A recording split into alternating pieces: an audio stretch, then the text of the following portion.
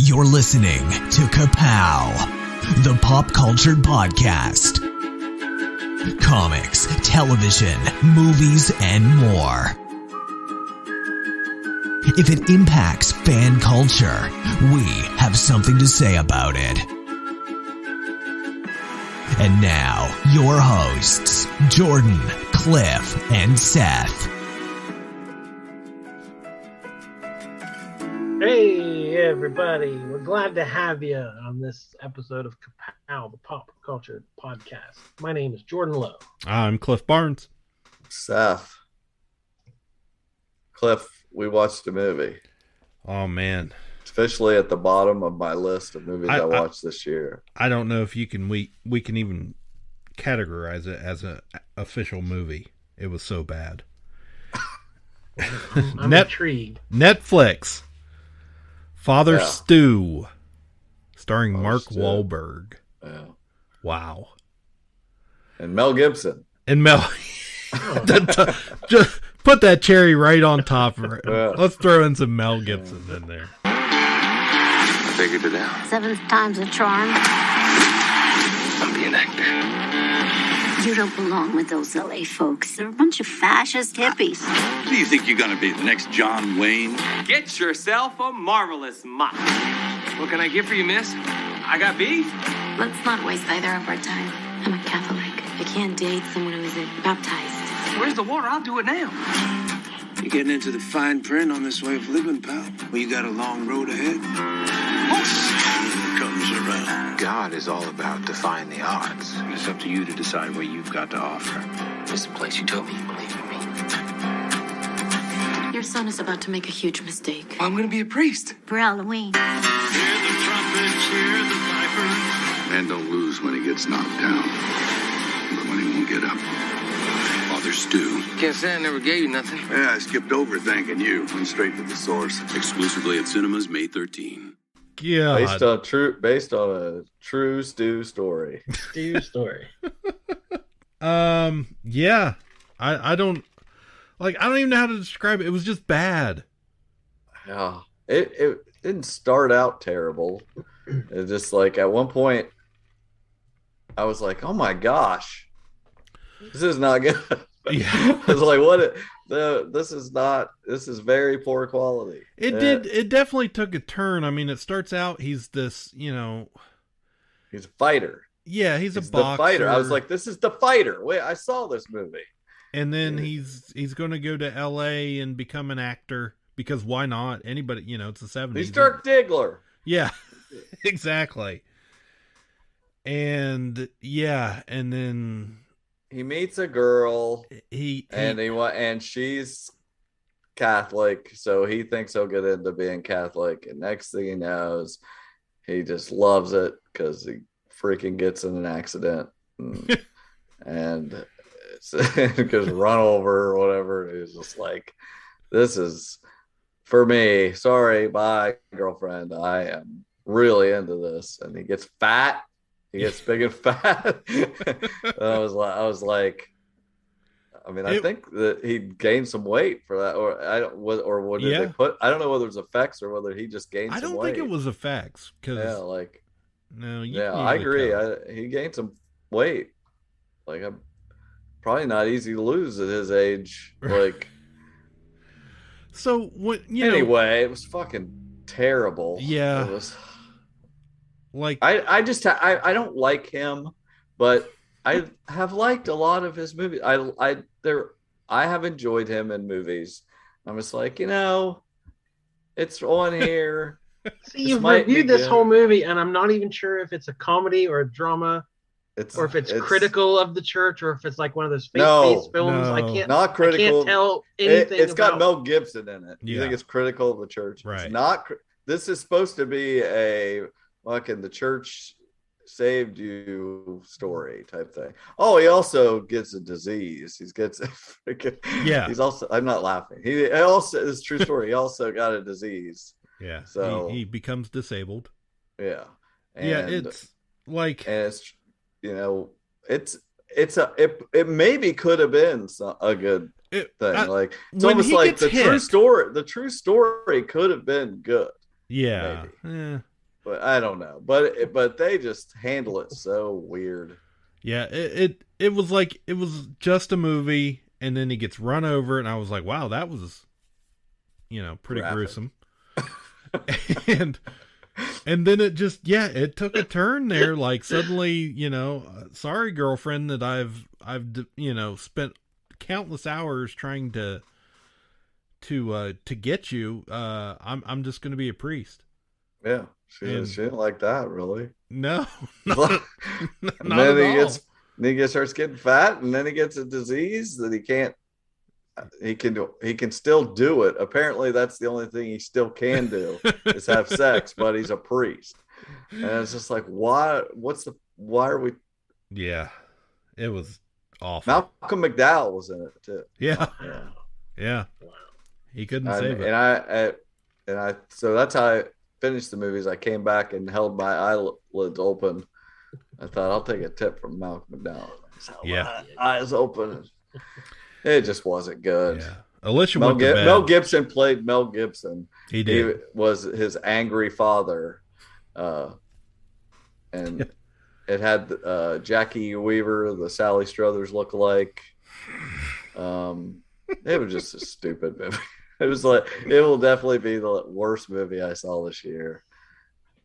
I thought that's important, at least. That's a milestone. Yeah. I always like when I find it. So I know what the benchmark. It's like, what's the bottom this year? I know what it is. I saw somebody graphed out. They did the math for all the movies streaming on Prime, Disney, Netflix, and one of the other channels, and took their Rotten Tomatoes scores. Just what trying to determine what are the where are the better streaming options. Yeah. And like they're all kind of skewed down. Like there's not a lot of real high movies. But the three they did all had a normal like bell curve. A few really good movies, a lot of average movies, and a few really bad movies. But the Prime had a curve way at the bottom. Like Prime apparently has the worst movies on it, and they're saying, well, a lot of people, you can just put your movie on Prime. So like a lot of indie films are on there. You can like just contract with Amazon. It's a good place to find movies that you can't find anywhere so there's else. there's a lot of stuff that's not curated or whatever. But like by a long shot, Prime has the worst the worst review movies available. They have the worst ones available. I watched that other Netflix movie, Blonde, that everyone's talking about. Marilyn Monroe. Yeah, I still want to watch that. Please come. Don't abandon me. She's coming. Men grow cold as girls grow old, and we all lose our charms in the end. It's said that those lamps go back to their spouses. Diamonds are a girl's best friend. She's coming. She's almost here.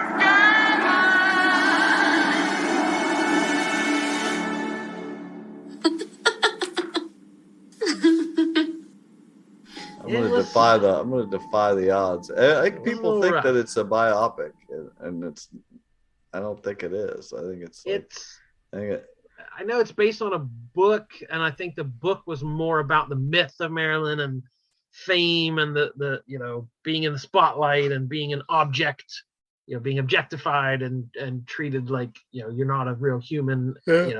So it's a lot of that of like, oh, fame's really hard and being rich is terrible, this sucks. But it's just sort of, I don't know. I don't know a lot about Marilyn Monroe. I'm not a big fan. I don't know. You've heard history, Candle in the Wind, but I know I know the high points. So you know the gist. Yeah, that's it. That's all you got. So I watched I watched a 2 hour and 45-minute movie, and I don't feel like I know anything more about her. Like I didn't. Yeah. There's no real nuance there to explore her. But again, I think that's part of the idea that it's about that's Marilyn. Like it's the not Elvis. about Norma Jean. Yeah. Oh God, that Elvis. Did you see the Elvis movie? I have that one saved as well. And I'm like, oh my gosh, I couldn't even finish. Tom Hanks has got to get a life. I finished Father Stew, but I could not finish through that Elvis movie. Freaking Tom Hanks is. Yeah. What are you doing? Oh, the stupidest role. I didn't mind the movie that much, but it was like Tom Hanks was just like, stop. It's just like, this is embarrassing. Like, what is why? Ugh. You look so stupid. Yeah. Again, I haven't seen it, but I feel like it's exaggerated. It's larger than life. It is. I haven't heard anything why that would be why him specifically adds to the role there. Well, I predict you would like it better than Blonde, but I will say that in my current rankings of the year, it is just above Father Stew on my screen. I just noticed that when I was looking on my list there. Yeah. Well, we watched a bunch of stuff. Yeah. The two biggest shows on right now for me, I think, are Hot D, House of the Dragon, and Rings of Power. The two competing fantasy shows. I feel like people want these shows, like they want people to really love one and hate the other, or what? Like it's. I like them a weird both competition equally. that has sprung up between these shows. Their fan bases, at least. I don't know. I really like both of the shows pretty much equally. I read that Fire and Blood. I feel like that was the best decision I could have made to read that before watching the show, because it is just fast forward, skipping 10 years at a time, and at least I know what happened in the 10 years that they don't show on the show. And it's like I don't know exactly why the frenetic pace, but are you watching it, Cliff? I have watched I think 3 episodes and some parts of other episodes. Like I really loved Game of Thrones, but I'm really struggled to get into this at all or even care about it. I'm not sure why. If it may just be the ending of Game of Thrones and I'm still burnt over that. But I did start watching it. I did go back and rewatch the first 3 episodes the other day to just try and get it. I thought maybe I'm just missing something that I'm not, I don't know. And so I did that. It's fine. It's pretty good if you know what's going on, but it's no early years Game of Thrones. No. It's a totally Game of Thrones is far away a better show than Hot D. Right. But I'm still glad to have it. It's good. Yeah, my wife, I think she's all caught up on it so far, and she likes it. But she also she's got the books here. So maybe I'm just missing that, but my son, we have been using his HBO Max account, and he decided he wasn't watching anything on it currently the other day and canceled it this week. So I don't know if it's enough to get me to go back. After you raise that boy and support him all these years, he does you like that. It's unthinkable. Wow. And then Rings of Power is, the controversy about that show. Amazon wants me to watch that show. Every time I log into it, to either Amazon or just Prime app, it's like, hey, you could watch Rings of Power. You watch a lot of nerdy stuff, right? It's Rings of Power. I really like it. There's a lot of freaking nerds out there that are so mad, though, and I'm just like, there's a guy I work with. It's like he reads all the message boards and listens to all the things, and he is like, oh, but this, what about this? And I'm just like, just have to argue back the other side. I was like, it's there's a lot of lore to support that and this and that. I really, really like it. And the biggest thing is, I think a lot of people are watching it. Anyone that is just watching it would not know that it's kind of about figuring out who Sauron is. because this is pre Lord of the Rings, so it's like Sauron didn't start out, isn't there's a period where he is not this bad guy, not a bad guy. And there's several characters right off the bat that if you're into Lord of the Rings, all you're just like, well, which one of these people is Sauron, if any of them?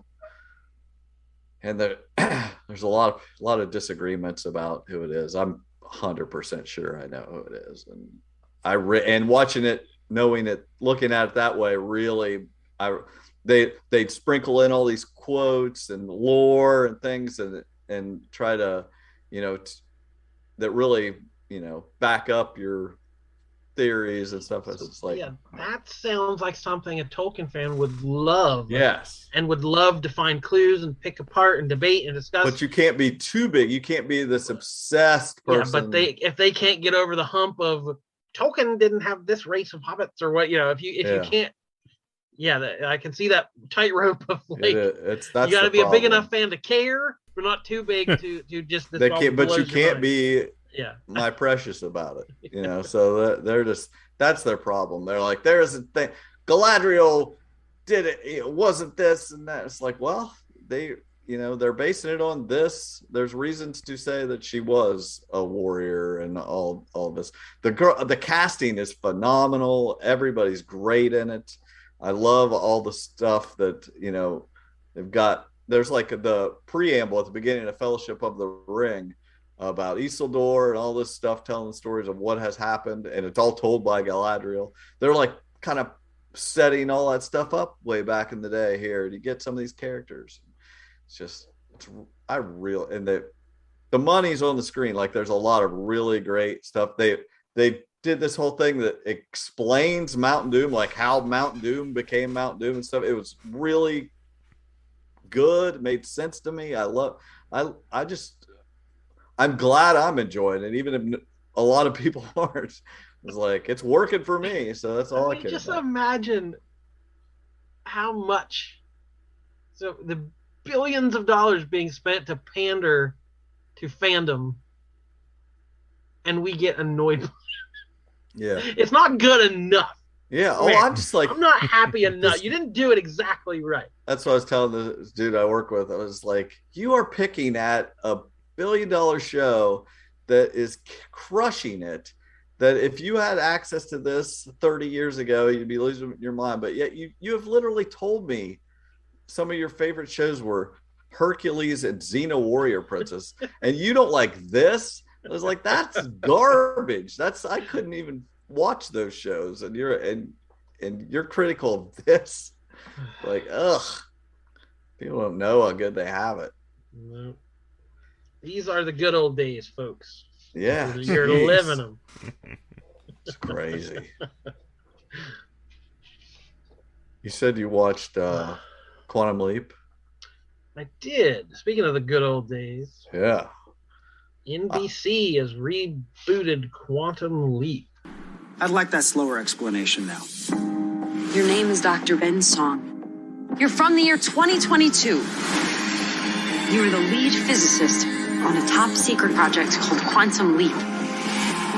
You're a time traveler. I'm Addison Augustine. We work together. Obviously, I time travel into other people, so beam me up. It's not that simple.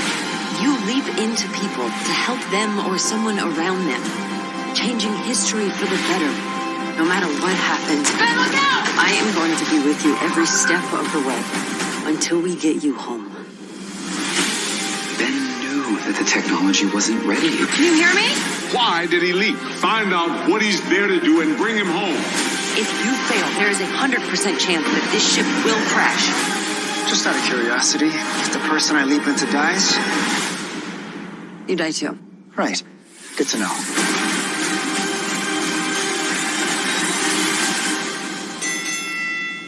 Wait a second, there must be a misunderstanding, okay? I wasn't sure if I was going to watch such a thing because I had heard well, the week it came out, there was some, I saw some tweets here or there, but like Scott Bakula said he had nothing to do with it, and you know, he was just like no involvement. And I was like a little like, well, you know, I wasn't sure what it was going to be, what, you know, at all. And then the credits say created by Donald P. Belisario, so that's a stamp of approval. Right. But I don't know. I've watched the first 2 episodes. I started the third one before we recorded tonight, but I haven't finished it. But what'd you think of it? It's fine. It's again, I remember watching the original, but it's not something I've seen every episode of. Like I don't have a huge nostalgia reaction to it. What? I mean, you don't think of Scott Bakula every time you hear Imagine? No. By John Lennon? What? No. You don't see him on the porch singing to his sister? No. Playing the guitar? Idea. You are a pathetic loser. That is actually one of the few episodes of that show I've ever seen. Well, there you go. Anyway, it's the exact same story. Did Scott Bakula have amnesia? Did he not remember? Yeah, he didn't remember stuff. Okay. I'm pretty sure he did not remember stuff. Because I wasn't sure if that was a new twist, because this guy has gone back and he doesn't remember why. Like he jumped the gun and went ahead. Yeah. So there's a mystery this season of why would he not tell anyone he was doing this. So this is what sucked me in. Yeah, it's like that you know like there is some it's not exactly the same thing. There's this references to the previous, like it's not pretending the original series didn't exist. It's like, honestly, I'm watching it because in the first episode they talk about Sam Beckett and like he is still lost out there. I'm like, come on. It's like, that's all you had to say. Like, like for all I know, this secret mission that you're on, you can't remember, is to go find Scott Bakula. You know, they're dangling that hard. I mean, they're even go to trying to find the daughter of, you know, he's in cahoots with the daughter of Dean Stockwell. I mean, they're definitely leaning into the old story. So I'm like, okay, now I'm listening, you know. And the first couple episodes were totally fine. I didn't blow me out of the water, but they had enough of that nostalgia sprinkled in. I don't care for the lead girl. Like, she's so generic. Like, I don't know. She is just any white girl.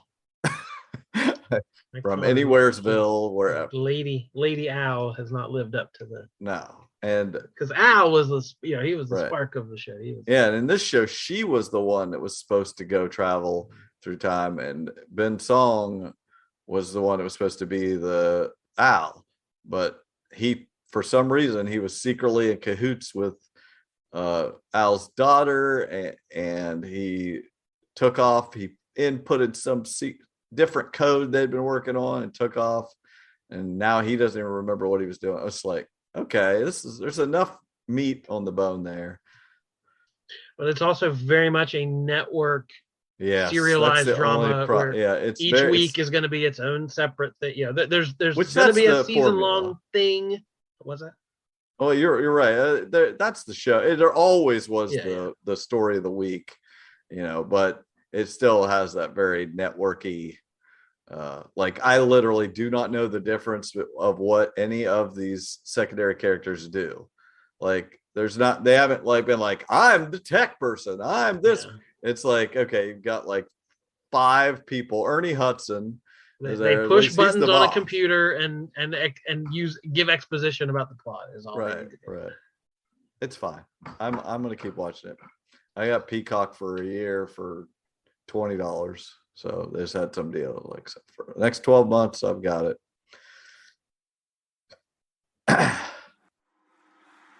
We all watched Cobra Kai. Sure did. Oh, did we?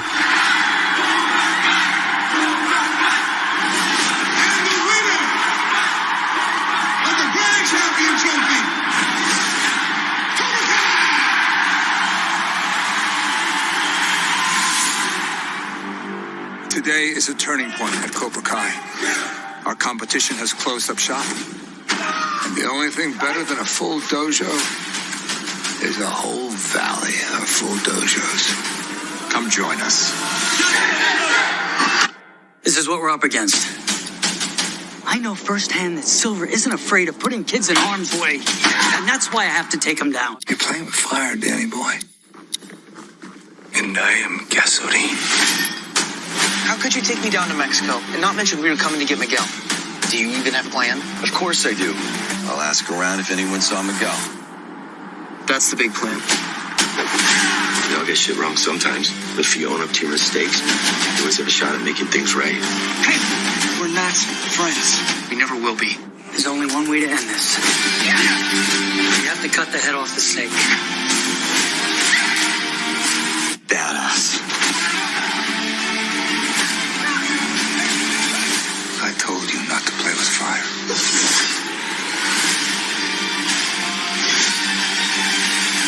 Hey, whoa, no, I didn't mean literally cut his head off. I know you guys love this show more than me. 5 seasons. Yeah, who would ever thought we'd make it to 5 seasons? But here we are.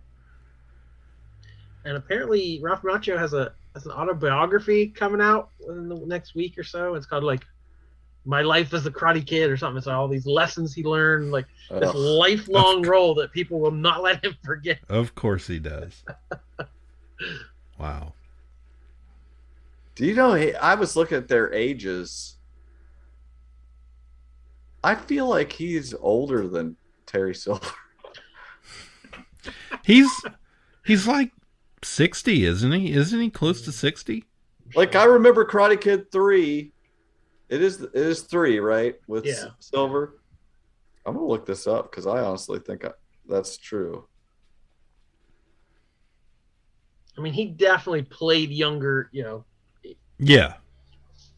Yeah, but because I was sitting there looking at that actor thinking, man, he looks pretty good he was an adult and that. Yeah. Okay. Ralph Macchio was born in 1961. And that guy was born in 1962. so in Karate Kid 3, he's haunted me my whole life. In Karate Kid 3, when he's like the adult picking on this little kid, he was older than that. That's insane. Wow. All right, so spoilers for season 5 here, because I'm gonna say some of the Easter eggs and stuff. So I hope everyone's got to this by now. If you haven't, Jared, I've asked every time I've seen Jared, I've asked if he's seen this yet, and he has not yet. So, spoilers, Jared. I'm going to explain what happens. Mike effing Barnes shows up, which I've been with. This was I made this joke when this show first started. I was like, can't wait till we get to Mike Barnes. Can't wait till we get Terry Silver. It's like, and the ridiculousness that that's ever even possible. And here we are. We've done it. We've had a scene with all 3 villains from all 3 movies teaming up together to go fight the villain. Wow. What a moment. I said that topped the 3 Spider-Men for me in No Way Home. Seeing 3 Karate Kid villains working together as far as something my young mind would never have been able to conceive of. Back watching Xena back in those days of what is possible in pop culture. Not conceivable. I couldn't dream of this, the world we're living in now, and shrugging our shoulders and saying, I'll get to it someday. Like, this is insane. People, wake up. We're living in a pop culture utopia due to Cobra Kai. No. So we got the girlfriend from the 3rd movie. Yeah. Which is one of the few actors we haven't had come back at some point. Do I expose us as missing a bonsai tree trivia question? Not important. A question about little trees grown in pots. What's that called? It was worded weird. It wasn't worded like that. That was obviously we would have got that. We let down. So the girlfriend from 3 comes in with mac and cheese. And I was like, oh, I know that's a reference, but I couldn't remember it, the exact reference. I Google, Karate Kid mac and cheese, and there's the scene where they go out on a date and she makes him mac and cheese, like, oh, mac and cheese, you know what I like. And Daniel has a complete over-the-top reaction to mac and cheese. Oh yeah. And I clicked on the video, and it was like a Reddit link, and somebody was like, I hope someday, and this was from like 4 years ago, and they said, oh, I hope they reference how much Daniel loves mac and cheese in the show. Like, again, jokingly, saying what a strange, character trait for him. And here she comes walking in. I know he loves my mac and cheese. It's like they have left no stone unturned from this show. And then they make some reference to Karate Kid 2 and the scam Chosen is running with the fake weights. Yeah. He's like, I never did understand that scam. And I swear to you, as a 10-year-old, I couldn't ever, he was weighing food. Yeah. And somebody Daniel snaps the weight in half. Like, the weights are fake. He's scamming you. I was like, if the weights don't have weight to them, you're saying the food weighs. Like, I didn't understand. I was like, I don't get what this is. I don't. And here they call it out. It's like, that made no sense. He's like, yeah, I was bad at crime. I'm like, thank you. That's a 30-year-old thing that's been bugging me every time I've seen that movie. And they are closing the loops. They're closing all these loops in my brain. I love that. That's why I just when Jared said that Karate Kid 2 was superior to 1, I was like, no, there's a plot hole. Right. I swear to you, every time Terry Silver calls him Danny Boy, I just smile. Every Danny Boy gets a grin out of me. They make his knuckles bleed. I like that. I like that. Yeah. It's just all these obvious little references and not so obvious references just combine to just make me so happy while watching this show. I'm sure you like Dungeons and Dojos. I was like, that's the next game at Seth's house, going to be some Dungeons. Oh, yeah.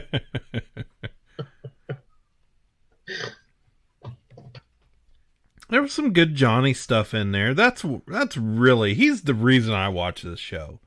I just want to watch Johnny, because as a character, he entertains me. He is who he is, and I'm here for it. So I love the Billie Eilish joke. He's like, you got any Billie Eilish? Oh, yeah. Play some Billy Idol. Yeah. Good stuff. Makes me want to have a Coors Banquet and chill out for a while.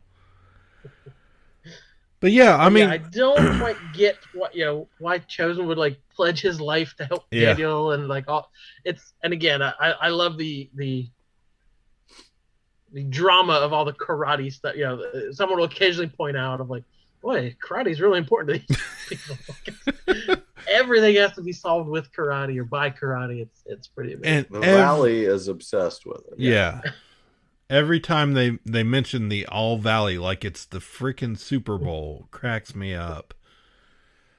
It's like, oh my God, nobody outside of your 2 blocks has any or gives 2 shits about any of this. But yeah, we had some good, the return of Stingray.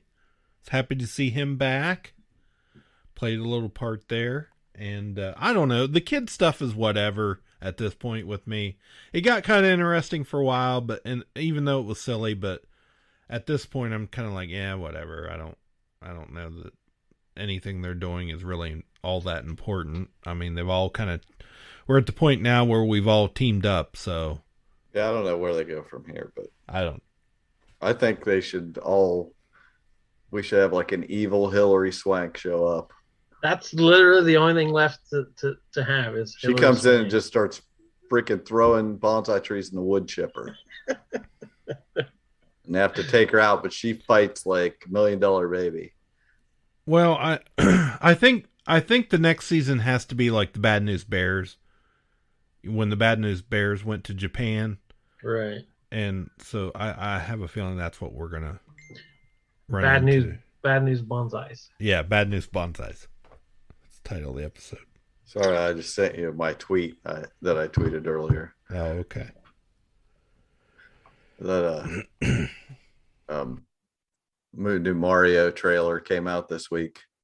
Mario Brothers cartoon. Behold, the king of the Koopas!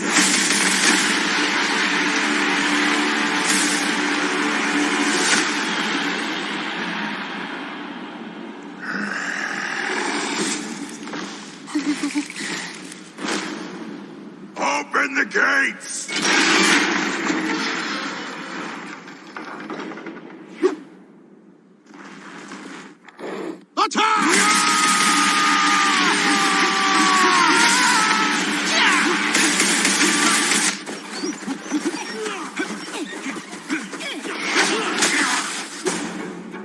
That is but a taste of our fury. Do you yield? I do not.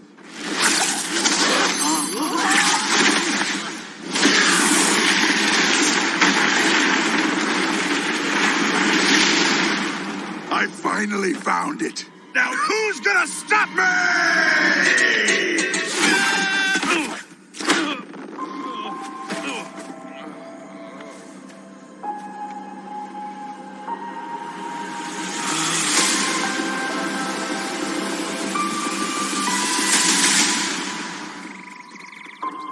What is this place?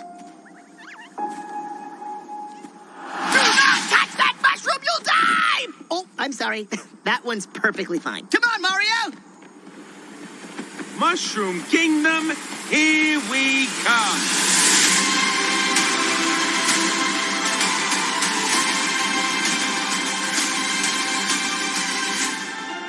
The Chris Pratt voice. Of course, he's just talking like Chris Pratt. No idea why they didn't use Jared Leto from House of Gucci.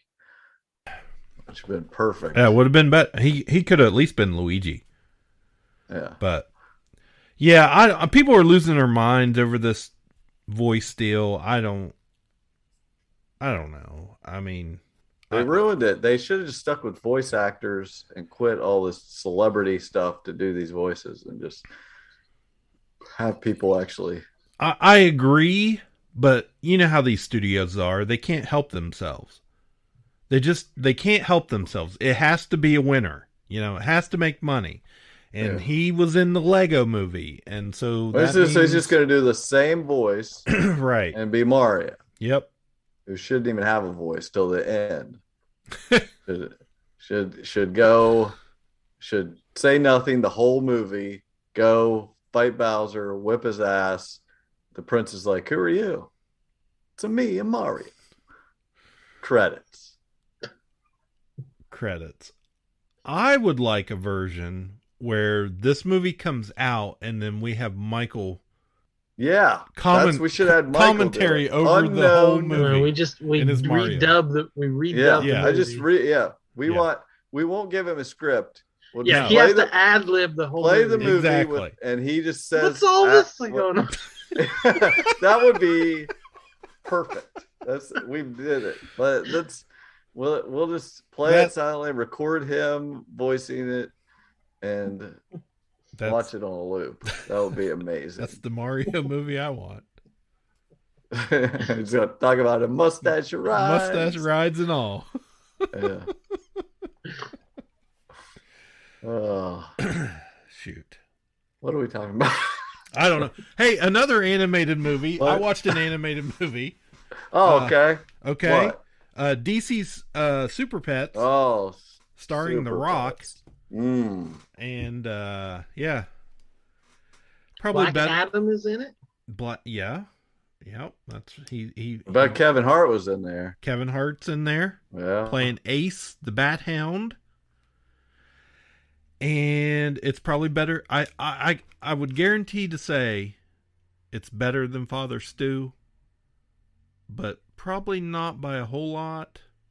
Maybe just one, whatever the next level up is. Ouch. But yeah, I don't know who this movie was for. Because I thought you were the target audience. Yeah, I thought it was going to be for kids. Like just a fun, cutesy kids movie.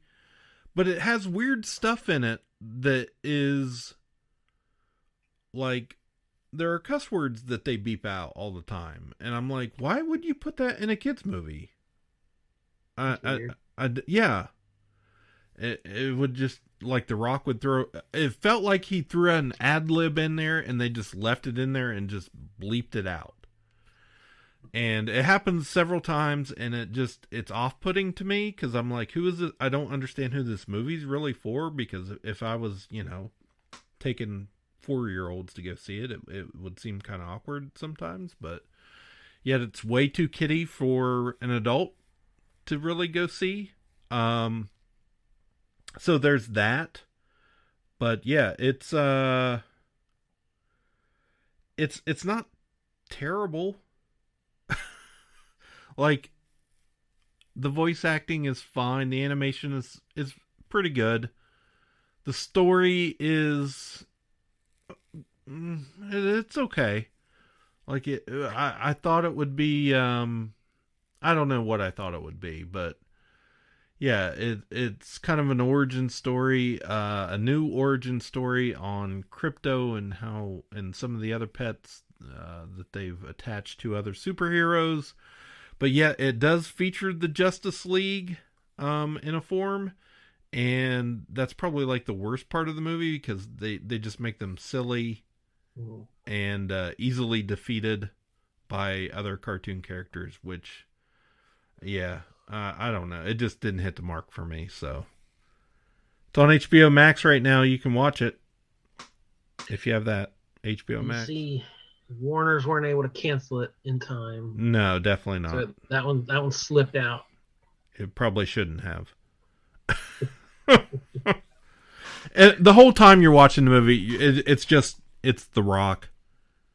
It's him. It's him voicing crypto, and which is just kind of weird. So I would pass. And that's all I got. All right. Everybody's still watching the Welcome to Wrexham. Oh, it's my favorite show. It's the one that I know it must be my favorite, because when those episodes are on there, when I sit down, that's the first thing I'm watching. Yeah. They dropped 4 last night. Yeah, I watched them all. Boom, boom, boom, boom. Oh, they dropped 4 episodes last night? Yeah. Oh, I haven't seen those. And I think next week there's 3 more, and that's it. Oh, okay. There was a couple there in the middle, like the weird one with Rob and Ryan trying to explain whales. Like, it felt very networky. Like, we need more Ryan Reynolds on this show. Like, how do we squeeze him more into this? So it felt a little bit like trying too hard and at a disservice to the story. But these last few, like, it's actually focusing on the players. I'm getting players to know the team and better. The community, like all the stuff that the last time we talked, we said it needed more of. They started doing it's like that's what I wanted. There's a little lull in the middle, but it's definitely picked up. Yeah. So I purposely I try not to see what is going on now with the team. Yeah, it would be very easy to just Google and see how. Yeah, I don't want to know. I want to finish this next week, and then I'm going to see where the team's at now, what's going on. Because, like, I feel like I saw where Brian tweeted sometime in the last month something about them, like they won some game or whatever. And I was like, I'm not following up on this until I finish this series. But, yeah, I love that kind of. I love following a team on a show like that. So, yeah, very, very heartwarming underdog story that shows anyone can succeed if you just throw tons of money at it. As long as you just pay a bunch of money to pay really good players to come play in the shitty league. Anything's possible. Reach for the stars. We could all. Now we know we could all do it. But it's like, it doesn't bother me because that was the whole point. Like, that, what else were they going to come and do besides fund this team? Yeah. So at least it feels like, I mean, you do still have players there that were there when they got there. So I like that. So, yeah. And I mean, I don't think we can, like, this team was really down and out. the stadium was in shambles. They weren't using part of it. I mean, they needed somebody to come in like them and put some money into it that had it and could afford it. So, yeah, I agree. Like, it could be a lot less of them. Like, they don't really aren't the show to me, but I get it. They're the ones that backed it. They put their money up for it and to try and turn it around and I'm sure this idea of the documentary itself was part of the, we're going to spend a lot of money, but we'll get a documentary out of it. Like that's part of the monetization and the marketing and all that stuff. Absolutely. Yeah. Although I very much, again, that when Rob and Ryan are involved, it's hit or miss, but I very much like the Last Dance parody of that episode. We had McElhaney sitting there with a big cigar and a glass of wine doing his Michael Jordan impression. Yeah. Yeah. Did you watch any of that? The Patient with Donald Gleason and Steve Carell? No. I've been watching it. I don't know how much is left, but it's a lot. It just keeps going on and on. And I like it. I think Steve Carell's doing a good job. I do enjoy the show, but it just feels like it hasn't gone anywhere. He kidnaps his therapist to try to get him to stop killing people. And it's just like, that's what it is. He tries to give him therapy and he's like, doesn't really fight back, or, it's like, come on. I feel like at some point he's going to clock the guy and escape, but it's fine. That's about it, I think. Oh, so that was one co-created by Joel Fields and Joe Weisberg, who made The Americans. Oh, yeah. Okay. I knew that had some pedigree behind it, but I can't remember. I mean, Steve Carell's good. Yeah, he's a good actor. He does a good job in this. Donald Gleason's good. And it's like it's just very, there's not a lot of twists and turns. It's straightforward. This guy's down there in the basement suffering, having to try to give this guy therapy. And it's not like he's doing some great job at convincing him not to kill people. Yeah, this, I saw a lot of commercials for the show, but I feel like at this point it's gotten kind of pushed to the back because that Dahmer show came out on Netflix and everybody's. I've watched 3 or 4 episodes of that, and I'm sure, I assume I'll finish it, but it is so gruesomely. It's such a feel bad show. It's so, I can't believe how they made that. I can't believe they made it so dark. Yeah, somebody asked me if I was going to watch it the other day, and I was like, I don't. You can't binge it. You would freaking murder yourself at the end. It was just like you would. It's just so depressing and awful to watch what happened to these people. It's just like, ugh. And that's what I keep hearing. True crime nowadays, it really focuses on the victims and the survivors, and it's not about glorifying the killings but it's like, how do you not, with all the, we got to show the gruesomeness, and that gets people talking, and I don't know, it's just, there's nothing there that interests me, that I don't need to know the full story. I think what he's I giving know a good now performance. is enough. Yeah, he's given a good performance, and it's a well made. It's just so dark. It's like I had to step away from it. I'm sure I'll watch some more, but it's just like the cops go to his apartment. They're like, "What do you got in there?" It's like, "Just some gay shit." Oh, okay. So all this weird stuff in here, it's just because you're gay. It's just like he knew how to try to throw him off the trail. It's got some gay shit in there. Yeah. Okay. Well, fall means The Walking Dead is back, guys. The Walking Dead. Save the best for last. Wow, here we go. I'm excited. The final part of the third part of the final season. Yeah, that's the part I was waiting on. Right. So that has started. Any part inkling of me acting like I was ready to sign off? just don't pay attention. I want all the details as told by you. Paint me a picture. There's not much that's happened yet, but we are back in the Commonwealth. Yeah. Still. And these last few seasons, like certain still groups wearing the stormtrooper suits? Yeah, yeah. Okay. So certain groups have been one place, certain groups have been others. It's very drawn out storytelling where one week you might not see half the characters, but like I feel like for these final few stretch of episodes, we're getting everyone back together. So everyone's kind of coming back to the Commonwealth and we're dealing with all that. Okay. So my hopes are up. I think it's going to end strongly. This last season, last part 2 of the final season was pretty strong for latter years. The way you told it sounded pretty strong. Yeah, I feel like I added to that in some small way. Yeah. Yeah. So yeah, there's they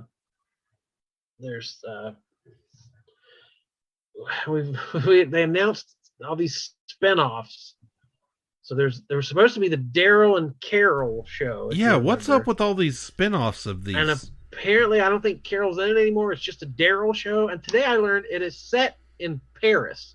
Yeah, I saw that. You can't drive a motorcycle to Paris. How does Daryl get to Paris? Ramp. Ramp. There's a Maggie and Negan show set in Washington D.C. And there's the Rick and Michonne spinoff at some point. So fuck yourselves with all these shows. I don't want to watch any of that. We still want this, even after after this main show is finally going to end. They think. Although I did watch the Tales of the Walking Dead, they sucker me into that. I can't believe that's. Oh, what? No, that's a new one. Fear of the Walking Dead. Yeah, that was recent. That one just ended right before the season started. So that was the anthology series. This is the show I wanted back when Fear of the Walking Dead and these other spinoffs launched. Yeah. Of like other characters and other places and other stories. Like that would have interested me 5 years ago. And I'd been really into that, but that they decided not to do that and make 3 other shows that were long, drawn out, too many characters, plotting drama nonsense. So this Tales of the Walking Dead were 6 different episodes, all with different casts. So the first one had Terry Crews and Olivia Munn. It was directed by Ron Underwood, director of Tremors, by the way. So it was probably the best episode. But the zombies were all, and they did actually, he had an underground bunker. So some of it did take place underground. So Terry Crews was like a prepper in Ohio. He's a big OSU fan. And Olivia Munn was a hippie. So he was trying to get to Michigan to meet a woman he knew from the internet in the before times who was on like a prepper message board. He's like, surely she survived. So he was trying to get from Ohio to Michigan to meet this woman. It was a pretty good episode. The second episode was Parker. What happened? He went to Michigan. He went to Michigan and found a bunker. He was dead. And he had to kill her with a baseball bat. No, Terry Crews. Actually, she tried to kill him. Uh-huh. And she'd been luring people into her bunker. Ah. She was back. And then the hippie, Olivia Munn, who he didn't like. Yeah. He was the true friend. So that was the lesson. I bet. Yeah. So the second episode had Parker Posey and Jillian Bell. Yeah. And it was a time loop episode. They kept getting killed and then going back to the beginning of the episode. I was like, that's Walking Dead's never done anything remotely like that. And again, it's like, okay, here's a show. It can take chances. It can try something different. Okay. But it was not a great episode. Oh. The third episode was about Alpha. Samantha Morton came back. Right. And it was about her before she became a whisperer. And it was the worst episode. So the only one with any ties to the series was the worst episode of the bunch. It was terrible. 4 was Anthony Edwards from ER and Poppy Liu from Hacks. He was a scientist who'd been living amongst the dead, documenting, trying to figure out feeding patterns and migration, and like he was trying to study them as subjects, and that wasn't bad. And then the 5th episode was Jesse T. Usher, A-Train from The Boys. He wakes up with a head injury, handcuffed to a zombie, and like has to figure out what's happening. Like, what a great setup! And then nothing interesting happened, which is strange. How you can start with that concept, and then it was very boring. And then the 6th episode, it was Danielle Pineda, who was from the Jurassic World movies and was in the new Cowboy Bebop live action, and Danny Ramirez, who played the Falcon, Joaquin, the Falcon and Falcon Winter Soldier. They were a couple. They show up at this. They hear there's like a house where it's safe. They've been out in the wilderness, and they accidentally kill the woman who's there. And it turned out she's some kind of witch. So like she starts haunting them. So like they have to leave the house because their evil deeds of murdering this poor witch. Like this is weird. Like I don't know. Walking Dead has a very strict formula. This one went way off the rails, which I kind of applaud them for it. Just do whatever you want to do, still in this universe. But it was more miss than hit, I will say, out of the 6. There were probably 2 that were pretty good, and the rest weren't so great. Interesting.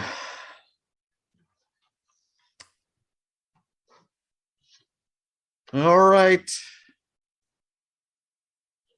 That does it for tonight, eh?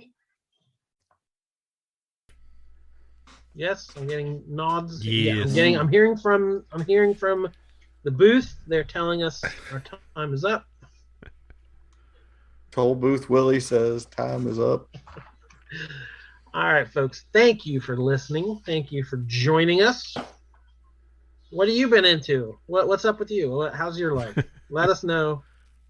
Did you watch Father Stew? Yeah, tell us how bad Father Stew is. Tell all us up from here. What's the worst movie you've seen this year? Tell us. Let us know. Give us some. We don't have much. We just talk about what we watched, and then we ramble a while, and then we just peter out, which is what's happening right now. So give us a suggestion.